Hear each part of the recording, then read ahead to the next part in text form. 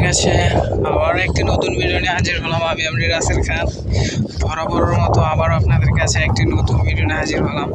আজকে যে বিষয়টি নিয়ে আলোচনা করব বা আপনাদেরকে দেখাবো, অবশ্য তো আপনারা হয়তো যারা ঢাকা শহরে আছেন বা রয়েছেন তারা হয়তো কৃষি কাজের প্রতি একটা ধারণা নাই তেমন একটা, বা কোন জিনিস কই থেকে আসে বা কিভাবে উৎপাদন হয় বা কিভাবে তৈরি হয় এটার সম্পর্কে অবশ্যই ধারণা নাই।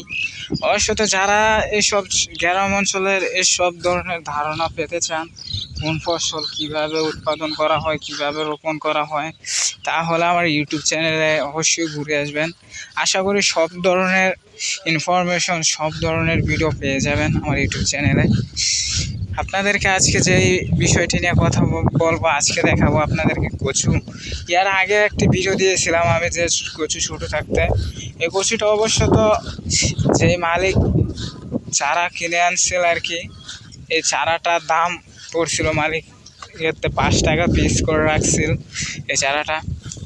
অবশ্য তো আজকে আমি কচুর ক্ষেত্রের সামনে যাচ্ছি। অবশ্য তো বিকালবেলা দেখে যে যার ক্ষেত্রে তাকে হয়তো পাইতাম, বিকালবেলা হয়েছে দেখা হয়তো পাওয়া যায় না আর কি। এই যে দেখাইতেছে আপনাদেরকে, গোড়া শুদ্ধ দেখাই। এই যে লতিটা অবশ্য তো কচুর 2 মাসের মতো হবে আর কি লাগানো হয়েছে। আরও কিছুদিন হয়তো সময় লাগবে লতি দিতে আর কি। লতি অবশ্যই তবু কিছু বেছে আর কি, তবুও অত একটা বেশি লতি ধরে নাই আর কি। আপনাদেরকে পুরা ক্ষেত্রা ঘুরে আমি দেখাবো, আমার সাথে থাকুন। আর যারা আমি হয়তো আরেকদিন যে মালিকের ক্ষেত্রে আর কি তার সাথে আপনাদের কথা বলিয়ে দেব যে তার লাভবান বা সম্ভাবনা কতটুকু আছে বা কত টাকা ইনকাম করতে পারবে এই পুরা কচু ক্ষেত থেকে। অবশ্য তো তানের কচু পড়ে গেছে 2 রকমের, একটা সাদা আর একটা কালো কচু। অবশ্য তো কালো কচুটা দেখতে পাচ্ছেন, এই কালো কচুটা অনেক মোটা হয়েছে, অনেক নাদুস নুদুস কচুটা দেখা যায়। কালো কচুটার বীজ অবশ্য তো ভালো দেখা যায়। আর সাদা যেটা দেখতে পাচ্ছেন এটা কচু, অবশ্য তো আমি নাম জানি না কোন কচুর কোন নাম। এটা হচ্ছে সাদা বীজটা, যেটার কথা আপনাদেরকে বলছি আর কি, যে সাদা বীজটা। এটাতে অবশ্য তো লতি দেখতে পাচ্ছেন, প্রত্যেকটাতে লতি হইতাছে আর কি। লতি কি সুন্দর, পুরাটা ক্ষেত বিশাল বড় ক্ষেত করছে। এই ক্ষেতটা হলো 40 ডিসিম বা অনেক জায়গায় বলে 40 বিঘা, 40 ডিসিম আমরা যেটা শুনি আর কি। আমাদের গুন্ডা বলে 40 গুন্ডা, আর অনেকে বলে 40 ডিসিম, এক জায়গাটা এক নামে পরিচিত।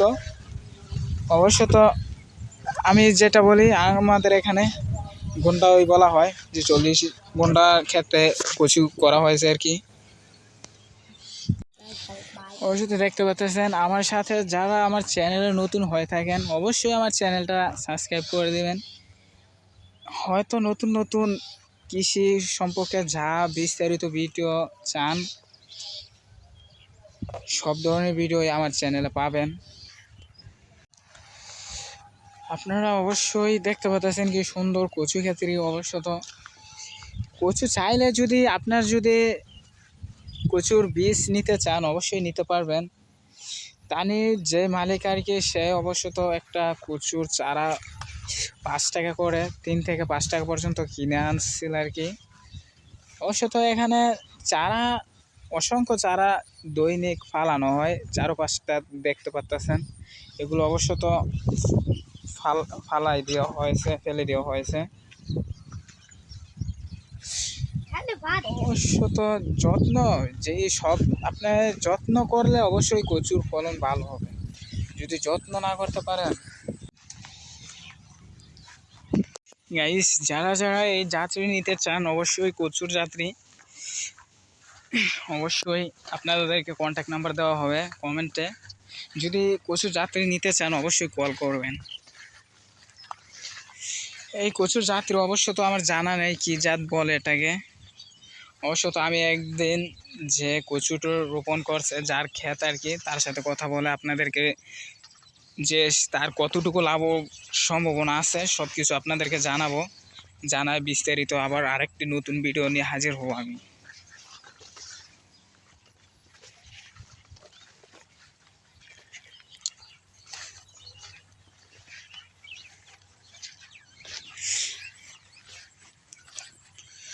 অবশ্যই দেখতে পাচ্ছেন এগুলো অবশ্য তো আপনার যত্নের উপর ডিপেন্ড করে যে আপনার কচু কতটুকু সেনা হবে বা কত মোটা লতি দিবে, সব হয়েছে আপনি নিজের যত্নের উপরে। যতটুকু যত্ন করবেন ততটুকুই ফলন হবে। অবশ্যই দেখতে পাচ্ছেন এটা 2 মিশালি কচু পড়ছে।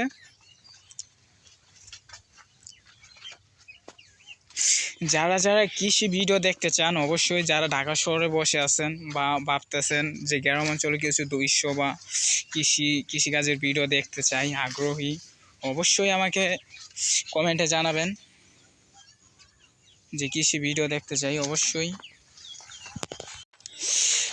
তো একটা কচুর মুড়া দেখতে পাচ্ছেন, এগুলো মুড়ো বেচতে পারবেন, কচু লতিও বেচতে পারবেন, সব ধরনের ইয়াই। যারা অবশ্য তো অনেকে বলতেছেন যে বলতে মনে সন্দেহ থাকতে পারে যে কচু বেশ একটা বড় হয়নি। অবশ্য তো কচুটির বয়স বেশি হয়নি, তাই এরকম। এটি অবশ্য তো 6 থেকে 7 ফুট পর্যন্ত লম্বা হওয়ার সম্ভাবনা আছে। 6 থেকে 7 ফুট, একটা মানুষের উপর দিয়ে চলে যাবে কচু। 6 থেকে 7 ফুট, আরও বেশিও হবে বুঝি। যার জায়গা যত ভালো তার ফলন তত ভালো, যার যত্ন যত ভালো তার ফলন তত ভালো। গাইস, এদের আপনাদেরকে একটা লতি দেখাই। এই যে লতিটা অবশ্যই দেখতে পাচ্ছেন কি সুন্দর সাইজ লতি। অবশ্য লতি এখন ধরবেই শুধু একাদারছে আপনার 6 মাস, একটানা 6 মাস। তার আবার কিছু পরিষ্কার করে দেওয়া হবে, তারা আবার নতুন করে আবার আসবে। এই গাছ অবশ্য তো পুরাতনগুলো উঠানো হবে আর কি, নতুন যে ডেমি আসবে সেই ডেমি থেকে আবার হবে আর কি। আপনার একবার যদি কচু ক্ষেত করেন সবসময় কচুর ফলন পাবেন আর কি। গাইস, যারা আমার ইউটিউব চ্যানেল নতুন হয়ে থাকেন, অবশ্যই ইউটিউব চ্যানেলটা সাবস্ক্রাইব করবেন, পাশে থাকা বেল আইকনটা বাজিয়ে দিবেন। গুড বাই, চলে যাচ্ছি আবারও আপনাদের কাছ থেকে। আপনার যদি ভালো লাগে ভিডিওটা বা আমার ভিডিও ভালো লাগে দেখে একটু উপকার লাভ করেন বা গ্রাম অঞ্চলের দৃশ্য বা দেখে একটু ভালো লাগে, অবশ্যই কমেন্টে জানাবেন। আমি হয়তো বেশি একটা বুঝিয়ে বলতে পারলাম না, অবশ্য তো নতুন ইউটিউবার তো এই জন্য বেশি একটা বুঝিয়ে বলতে পারলাম না। হয়তো আবার নতুন এই কচু সম্পর্কে কত টাকা আয় হতে পারে, কত টাকা ব্যয় হয়েছে বা কত টাকা খরচ হয়েছে বা কত টাকা আসতে পারে কচু থেকে, সব কিছুর ডিটেলস আপনাদেরকে নিয়ে আবারও আসবো আমি এমডি রাসেল খান ইউটিউব চ্যানেলে। চোখ রাখবেন সবসময়, আর পাশে থাকা বেল আইকনটি বাজিয়ে দিবেন, যাতে করে আবার নতুন কোনো ভিডিও ছাড়ার আগে আমার ভিডিওটি পেয়ে যান। অবশ্য তো আমি যতদিন আছি অতদিন গ্রাম অঞ্চলের ভিডিও, নানান ধরনের ভিডিও, গ্রাম অঞ্চলের সব ধরনের ভিডিও নিয়ে আপনাদের কাছে হাজির হব। এক কথায় গ্রামীণ যা ভিডিও, মাছ চাষ, গরু মরু, যা ধরনের ভিডিও দেখতে চান সবাই কমেন্টে জানাবেন বা এই ধরনের ভিডিও দেখতে চাই। অবশ্যই আমার যত চেষ্টায় আপনাদেরকে দেখাবো যে গ্রাম অঞ্চলের ভিডিও। আজকের মতো এই পর্যন্তই, বিদায় নিচ্ছি আমি এমডি রাসেল খান। দেখা হবে আবার কোনো এক নতুন ভিডিওতে। অবশ্য তো গুড বাই, সবাই ভালো থাকবেন।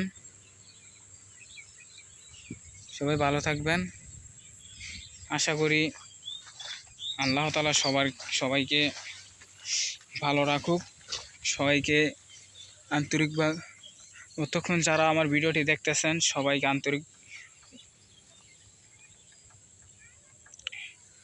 আসসালামু আলাইকুম, সবার কাছ থেকে বিদায় নিচ্ছি। খোদা হাফেজ, আবার নতুন কোনো এক ভিডিওতে দেখা হবে আপনাদের কাছে। অবশ্য তো শেষ করছি আজকের ব্লগটি, আবার হয়তো নতুন ধরনের ভিডিও নিয়ে আপনাদের কাছে হাজির হব আমি এমডি রাসেল খান। খোদা হাফেজ।